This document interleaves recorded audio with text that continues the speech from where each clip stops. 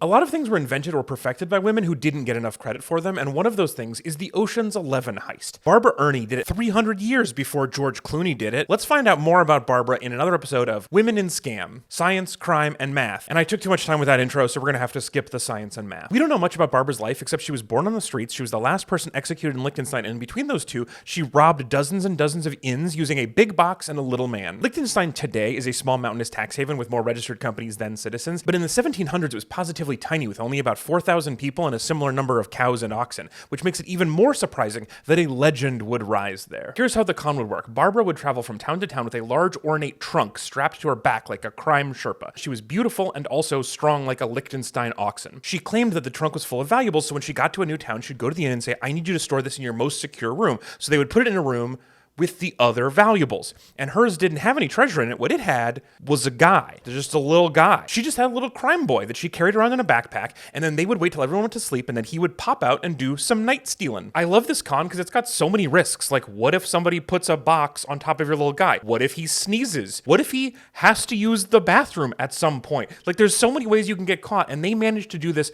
for 15 years. And the story goes, they only got caught because she got too wealthy, and people were like, "It's weird that you have this much money." Which brings us to a lesson for young girls aspiring to a career in S.C.A.M, and that is KISS. Keep it simple, scammer.